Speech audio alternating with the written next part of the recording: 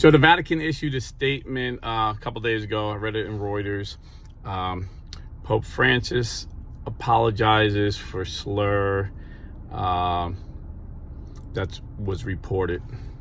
So it didn't say he apologized for slur that he said, but a lot of people are surprised, and I really don't think it's a big deal, and I'm not surprised, and I'll tell you why. So basically, he was talking to Italian bishops May 20th, and he just, said, again, we got to be careful. We can't let homosexuals into the seminary. And then he jokingly said, there's too much faggotness in seminaries anyway, or something. Well, we know there's way too much faggotness in seminaries already. Jokingly said that. So here's my take on it. I got a couple different takes I want to share with you. But number one, he's an Italian guy. Speaking of Italians, and contrary to the false narrative about him, he's a regular guy. He's a tough guy. He grew up, not wealthy. He didn't have a silver spoon. He was a bouncer. Making a living at being a bouncer before he was called to the priesthood. And when guys are amongst guys, they'll say sometimes I say jokes, and my wife looks at me like, why would you say something? I'm like, it's a guy thing.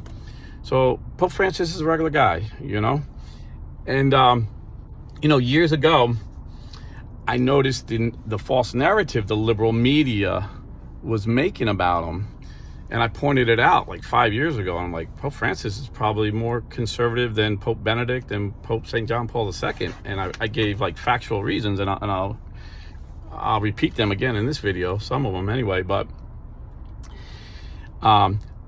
the liberal media, I just give you an example. The liberal media put out a narrative about Trump. This is what they do.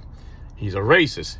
Even though I grew up in Jersey, I used to see Trump all the time at boxing matches, just hanging out. He wasn't running for nothing. He wasn't doing it for publicity. He was doing it because he was just living life. And he was always at boxing matches with Don King. Seen him with Mike Tyson hanging out, Taylor Marshall, Herschel Walker. These were his friends, like genuinely friends, I seen Jesse Jackson at a black businessman ceremony give Trump an award for helping black businesses and get a standing ovation from like hundreds of black men. So I knew that was either just a lie. Their narrative was he was a misogynist, even though he was known throughout the city of having like powerful women running all his businesses, and all his lawyers were women. And he actually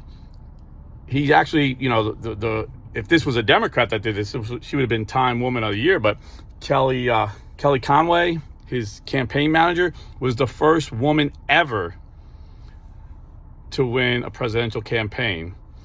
So I knew he wasn't a misogynist, and the list goes down, everything, but they painted this narrative and people believed it.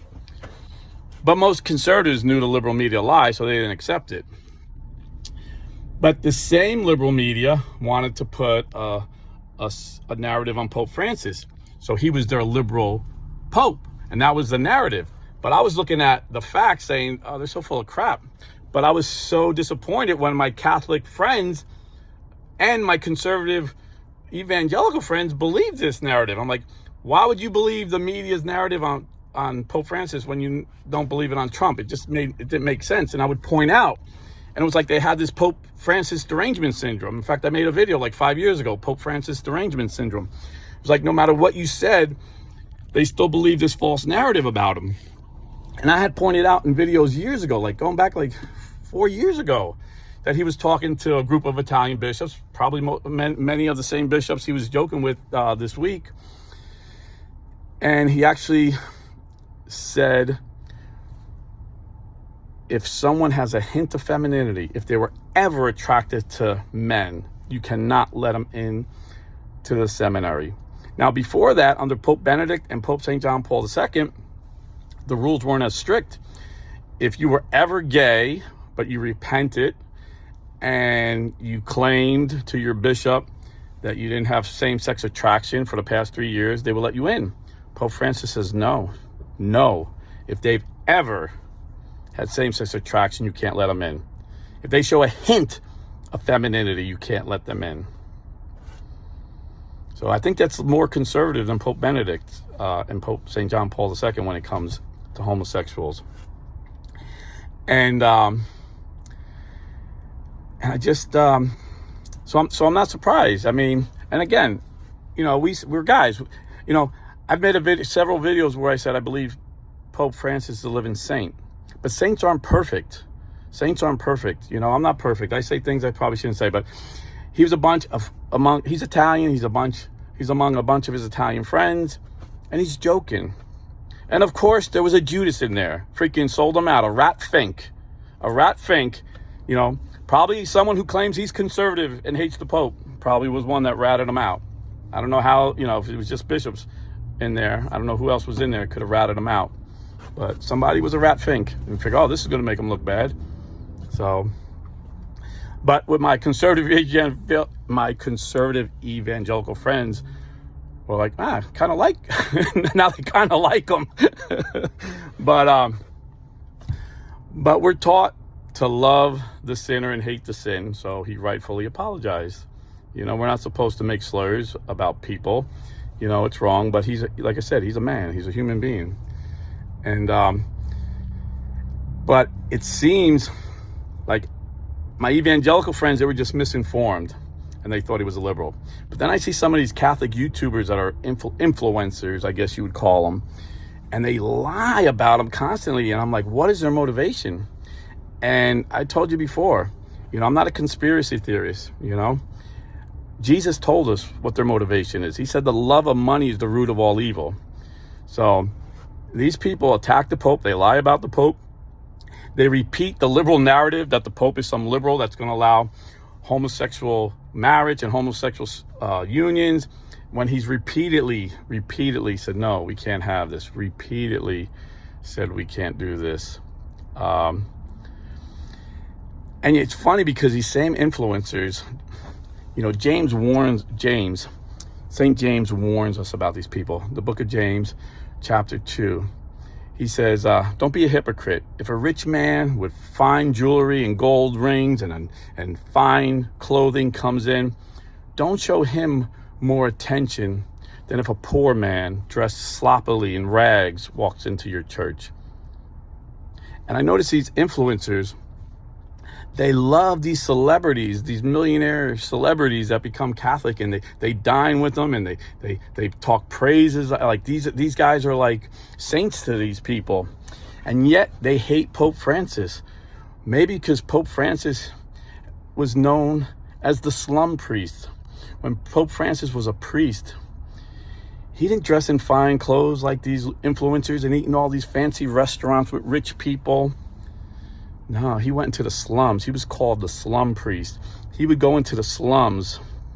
He would spend hours driving on hot buses and hot subways to get deep in the slums where people were getting shot like dogs. There were mothers would say he would come and just spend time with them and go to their kids' soccer game. You know, one mother said, I was so embarrassed, you know, here this holy priest comes and my kids are drug addicts because the cartel here gives them the drugs for free to get them hooked and then makes them work for them. And my kids were all hooked on these horrible drugs.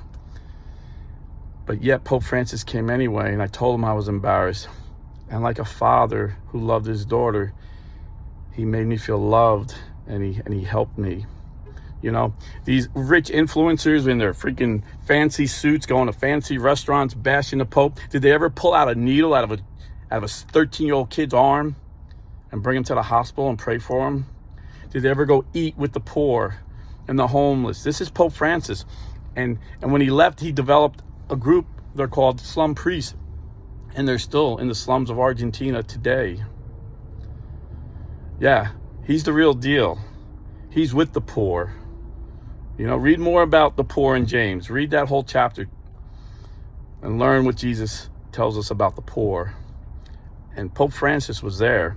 So all these rich influencers, they want to dine with fancy celebrities and rich people and lie about our Pope. Our Pope is more like Jesus than any of them. Because Jesus, what did Jesus get accused of by the Pharisees? Being a friend of sinners. What is Pope Francis always being accused of? Being a friend of sinners. So be thankful for Pope Francis. Pray for him. The devil hates him because he's so Christ-like. The devil hates him. The Pharisees hated Jesus in his day, and the Pharisees today hate his representative on earth today, Pope Francis. So pray for Pope Francis, and, love the sinner and hate the sin. Pope Francis made it clear, marriage is between one woman and one man. No one can change that. The church cannot bless same-sex unions because God cannot bless sin. He's been very clear, and the devil twists his words, and the Pharisees follow along, and the liberal media tries to get people to think he's on their side. And the reason the liberal media wants that narrative, because there's a lot of liberals that want to change the church. There's some honest liberals who say, okay, the Catholic Church isn't going to change. I'll become an Episcopalian, or a Methodist, join one of these liberal Protestant denominations. But then you have some that think they're going to change it, Father Martin, I think, is one of them. He doesn't come out say anything blatantly, that he could get excommunicated. He's like a shrewd politician. But it seems like he's one of them that thinks he can, affect change. But I got news for Father Martin, and I got news for all these liberals. The church ain't going to change. It hasn't changed in 2,000 years. One single doctrine. It's not going to change today. So just remember the words of Jesus. You are Peter, and on this rock I will build my church, and the gates of hell will not prevail. God bless, and stay Catholic.